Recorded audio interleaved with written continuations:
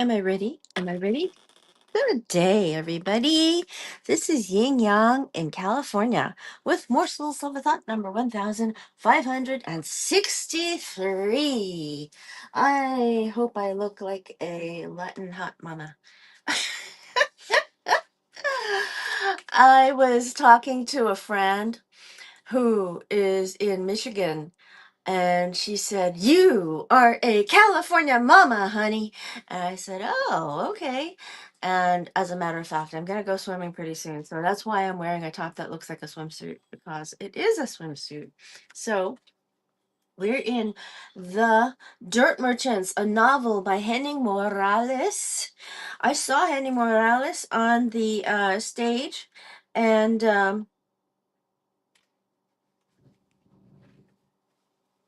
okay, here. I think we're here. We are. This is where we were. This is where we were. Okay, there. Okay, so this is after a joyride they've taken, and as kids would have it, they were talking about it at school. By now, there were at least 70 people in the gym, including faculty, staff, and the cruise girls who had heard the commotion and had come running over from their door, quote end quote. Some were crying, some weeping, and the rest just stood there, stunned and helpless. Broken neck? Broken back? Paralyzed? What a waste! Somebody, do something! When the screams sounded as if they couldn't get any louder, there was one final mega scream that was louder and more penetrating than the others as the paramedics placed Spencer on the stretcher. As he screamed, so did the crowd that had assembled. All the girls were crying. Suddenly there was silence. The pain and shock were too much. He passed out as the last strap was buckled and the stretcher was lifted into the ambulance. The paramedics jumped in, slammed the doors, and sped off to Holy Name Hospital. Now, like I was saying that was really quick, because a lot of the time when a person is going into an ambulance, they take about 20 to 40 minutes to prep them and do all kinds of readings and things. So the ambulance itself doesn't leave yet. But this one is obviously extremely quick. Spencer's mother and father were at the hospital in an hour to meet with the diagnosing physician. The diagnosis was some abstract congenital weakness in the bone in the lower spine, causing it to fracture from the strain of the ill advised wrestling move. To Spencer, it didn't matter what the diagnosis was. To him, it was just pain. "He is on painkillers right now and sound asleep," said the doctor, glancing down at a chart. "X-rays show he fractured these lower vertebrae. He should be out of the hospital in a week, but it'll be tender. He can forget about wrestling. His season is over. We'll see about baseball. These types of injuries are unpredictable. There's also the option of surgery." When Spencer awoke, his parents told him he should feel lucky that he wasn't paralyzed, and if he had to give up sports, then so be it. His parents meant well, but didn't know the boy at all. Baseball was becoming the one thing that Spencer excelled at. He had a stellar season the year before and felt he was getting better and stronger every day. He knew if he remained diligent, he could go pro. This year, he would be starting on the varsity team as a sophomore. His hospital stay was filled with a combination of morphine drips, doctors and nurses poking and prodding him, and visits from his 5 pals, and the girls ordering pizza to the room daily. Adam even stayed over twice, sleeping on the floor after being chased out of his house after some wisecrack remark to his mom. Wow, this is how close kids are to homelessness. Abused children and everything. The problem, it's actually pretty expansive. So, close it.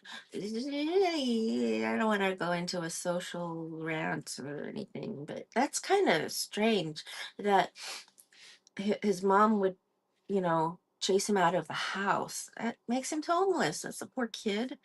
Spencer was released from the hospital after 10 days.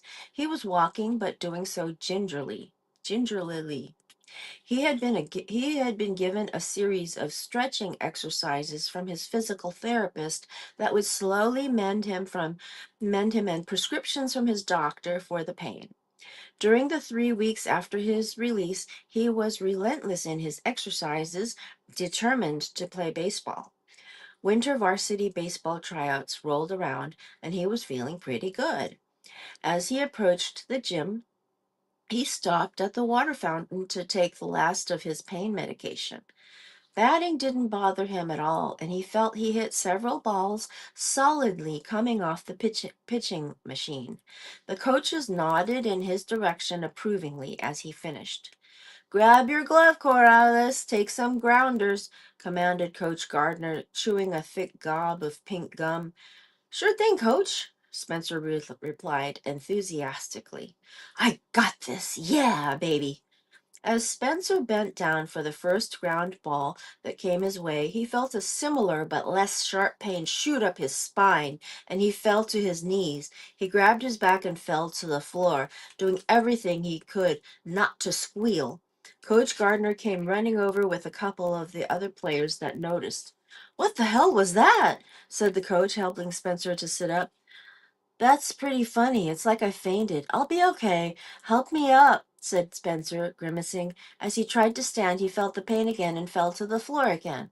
No way, Spence, you can't even walk. You're out. Sport, we need to get you back into physical therapy. After several additional weeks of physical therapy, he still couldn't shake the pain. Any type of quick bending or shifting would aggravate his injury. That was that. Either sit on the sideline or risk an operation that could put him in the wheelchair for good. It was the end of his baseball career and essentially his identity. Chapter 5. Cheap Sunglasses. Present day. Spencer didn't speak. No one spoke. Time froze for a moment as the kids all looked at Joe.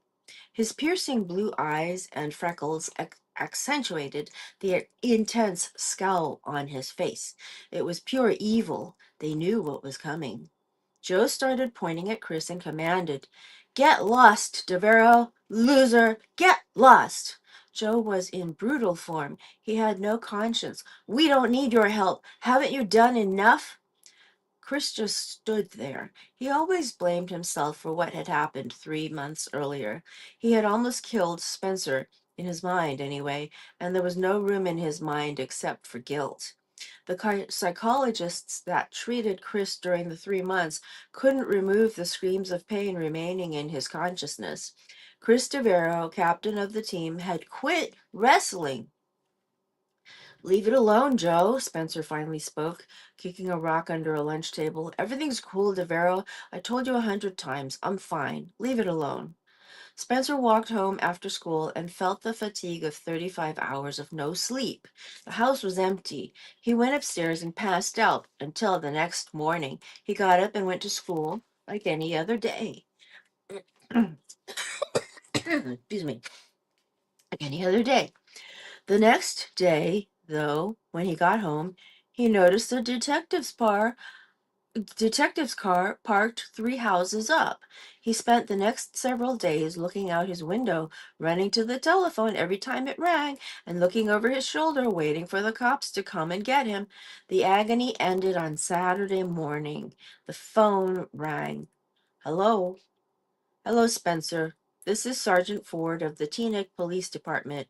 You know why I'm calling. I want you to go tell your mom what you did and bring her down to the police station. Am I making myself perfectly clear? Yes.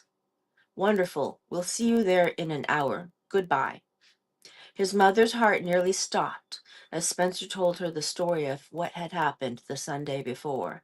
He did it matter-of-factly, actually relieved that the torture was finally over. Mom, sit down. I'm in some trouble, and I need to talk to you about it. Last Sunday, Brandon and Ronnie came over after everyone was asleep, and I went to the city with them. Then we dropped Ronnie off, and I drove. Then the police tried to pull us over. She let out an even deeper gasp, a moan, and then her hands covered her face. Oh. Then I tried to outrun them. Shock overcame her face. Then I crashed the car and ran home. We need to go to the police station. I'm really sorry, Mom. But she interrupted him, told him not to say another word and to get in the car while she ran upstairs to get her coat. There wasn't one word spoken during the 10-minute ride. They walked into the police station where they were escorted to a room where Brandon, his parents, Ronnie, his parents, and the principal of the school were waiting with Woods and Demencio. The shocked moms listened as the police officer told the parents that Hertz had sent over an estimate of the damages to the car of $2,028.35, and as long as the parents agreed to pay for the damages, they were not going to press charges. Spencer's punishment of being grounded for 6 months set off an unprecedented string of increasingly menacing acts that paled in comparison to what had come before, and combined with his behavior over the next 18 months would take Spencer to the verge of juvenile delinquency. Sports were always his sanctuary, his retreat, regardless of what else was going on. They also gave the boy a connection with his friends and a rep that was positive. With that gone and no trust from his parents, he spiraled out of control. On January 15th, he finally caved to the peer pressure and took up smoking full time. Just as in sports, Spencer excelled at that as well, polluting his lungs with a pack a day by his 16th birthday. His allowance had been taken away in order to pay the $742.83 he owed for crashing the car, so he used his lunch money to buy cigarettes on a daily basis. By March, he began cutting class a lot. On April 18th, he found out that Keith, a new kid in school, liked Nancy, so he started a rivalry with the new kid, picking fights at every opportunity. On April 22nd, he threw a stack of books at Keith on the stairs after being egged on by Brandon, starting a fight in the middle of the hall between third and fourth periods with hundreds of kids around.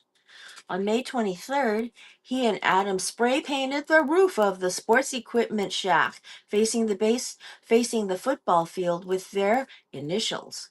On May 30th, on a dare from Joe, he got up at 4 a.m. and spray painted his initials on the sidewall of Pickwick Village, a greeting card store on the busy corner of Sussex Road and Cedar Lane, then sped home on his bicycle.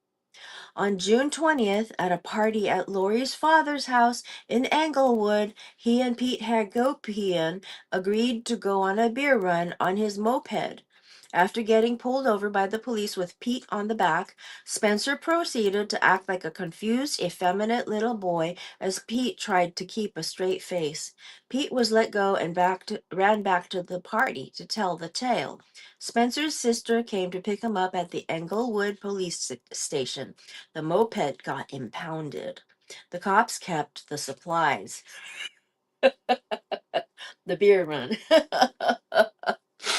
On June 28th, he and Joe started summer vacation by starting a business cleaning gutters, but mostly hung out on people's roofs, pretending to be working while sunbathing and listening to classic rock.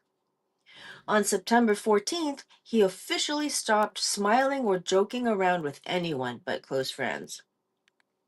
On October 12th, during an extended stint of a luckless substitute teacher, Miss Amamenko, he threw a desk chair combo out of his third floor physics classroom. On October 20th, after being kicked out of physics class, he killed time terrorizing Mr. Hatchett's math class by putting a paper bag over his head, opening the door of the classroom, and throwing eggs against the wall before running away as fast as he could. The class found it hilarious that instead of doing anything about it, the nerdy math teacher would just run for cover. On December 11th, Spencer, Anthony, and Eric saw his arch enemy Keith with two of his friends at the Paramus Park Mall. Spencer walked right up to them and instigated. As he was taking off his coat, preparing for a proper fight, he was sucker punched by Keith in the face, breaking his nose in two places and blackening his both eyes. He proceeded to grab Keith, lift him up wrestling style, and throw him into the Pandora jewelry store, knocking over displays and sending the holiday shoppers running in different directions. Mall security broke it up and dragged them off. On Monday, December 13th, the Paramus Police Department notified Teaneck High School of the incident and that the jewelry store wasn't pressing charges. The two were called into the principal's office and ordered to stop the violence already. When ordered, Spencer refused to shake Keith's hand. He also refused to take off the cheap sunglasses he was wearing to cover up the black eyes. Word of the Paramus fight and Vice Principal Delaney's scolding had gotten around school. He was more popular than ever. On February 17th, despite his parents' refusals to pay for driving lessons for fear of what he might do to their cars, he got his license on his 17th birthday. The darkest days began in March when he started spending more time with Brandon and Brandon's friends and less time in class. He was virtually absent during the second semester of his junior year. Graduating high school on time was his, Graduating on time with his friends was doubtful. He simply wasn't accumulating enough credits. So now we're in the chapter called Lodi, chapter 6. Monday, June 27th, 1983. I'll pause meanwhile to say hello. Good morning, Mr. Henning Morales. Good morning, Mr. John Clark. Good morning, Miss Liz Rose Cantara. Good morning, AC Rosita. Good morning, Marilyn Thalheimer. Good morning, Colleen Dracos. Good morning, Gina Putoff. And good morning to Mary Beth Carswell. I will say Lodi is a place in California. It's what we call, well, wait. They're in New Jersey, so it's got to be a different place. Lodi. I don't know what that is then. Gee. Lodi. Monday, June 27th, 1983. Joe and Spencer were sitting on the couch in Joe's father's house in Maywood watching a Jay Giles band Jay Giles or Jay Giles band video on MTV on the 13-inch black and white TV drinking Cokes. Joe's parents were separated. Sorry.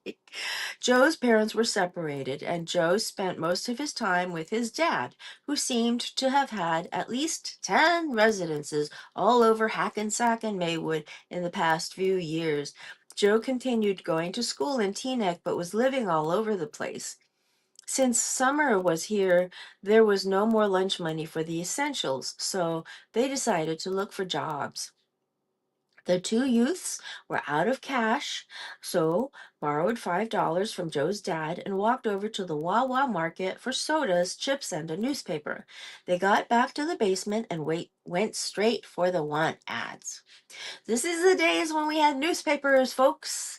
Newspapers were the most important thing you could do when you got up to get your coffee because that was your lifeline to the world. Except TV, which would have been loud. Some people don't want to turn on a TV in the morning. No hard work, man, Spencer instructed. Let's get something easy. They came across an attractive looking ad. Summer job, $500 per week. No experience necessary. We train. Call 201-483-5232. They called, and a cheery receptionist who said her name was Rose booked their appointment. The two boys jumped into Joe's sister's LeBaron and headed from Maywood to Lodi for the interview. The directions were perfect, full of landmarks and accurate street counts. They drove down Maywood Avenue to Route 17 South, then jumped onto Route 46 West, exited at Main Street, Lodi, and hung a left on Garibaldi Avenue. The building was a simple, single level freestanding brick building with a large parking lot full of potholes. The area consisted of mostly industrial buildings and warehouses. Besides a Mustang, a VW Rabbit, and a dazzling black Jaguar XJ6, the unusually large parking lot was empty. They parked and walked into the lobby, not knowing what to expect, not really caring about what was going to happen either. They both wore jeans and t-shirts. Joe's straight, thick blonde hair hung just above his shoulders, parted slightly in the middle. Spencer's brown wavy hair shagged a little longer and hung just past his shoulders. Their nonchalant attitudes were apparent to the two ladies sitting at the reception desk. The one obviously in charge was a petite but feisty looking Italian with tight curls and a big smile that left her small face quickly. She was thin and good looking enough to be at the front, obviously not one to be messed with or hit on. The other was blonde, a bit prettier, and seemed like a trainee. Both were dressed in business office attire. The lobby was decorated nicely enough, but not too fancy. The boys should have felt out of place, but they didn't. They simply didn't care. You must be Joseph and Spencer right on time. My name is Rose. I'm the office manager. This is Janet. Pleased to meet you. She extended her hand and greeted the boys with a firm handshake and a broad smile. Here, fill these out, and Mr. Braun will be with you shortly. Janet handed the boys a clipboard with a questionnaire on it. So here we are. We're at a job interview, and we're going to come back to this next week on Sunday, Stories Sunday. And remember, this was on Mondays last week, so that's why I put it in the bottom. Alrighty, so I'll see you tomorrow.